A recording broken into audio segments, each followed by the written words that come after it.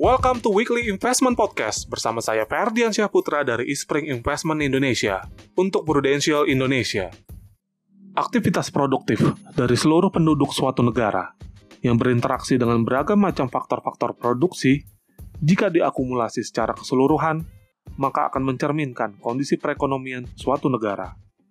Oleh karena itu, dalam perjalanan tumbuh dan berkembangnya ekonomi suatu negara, bagaimana komposisi kependudukan yang tergambar dalam kondisi demografi suatu negara tentunya akan memiliki pengaruh terhadap proses tumbuh berkembangnya perekonomian itu sendiri.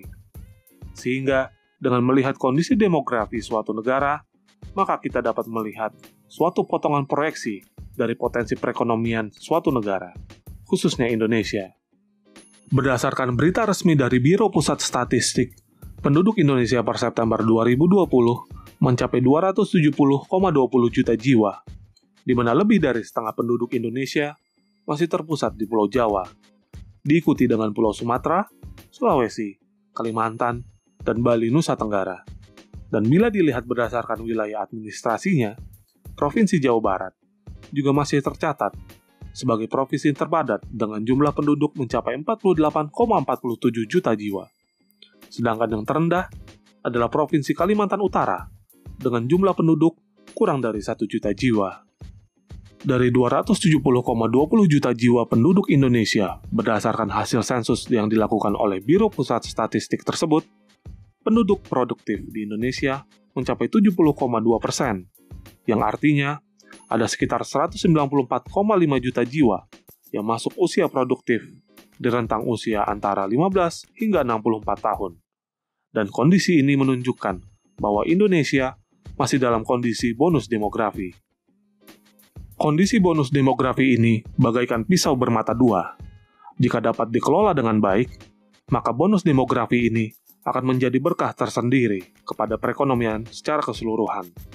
Akan tetapi, jika tidak dapat dikelola dengan baik, maka akan menjadi beban ke depannya, karena dapat mengakibatkan ledakan angka pengangguran. Potensi pada besarnya usia produktif pada penduduk Indonesia saat ini tentunya harus dapat ditingkatkan kemampuan dan pengetahuannya melalui institusi belajar mengajar, sehingga nantinya dapat diserap oleh lapangan pekerjaan atau bahkan menciptakan lapangan kerja.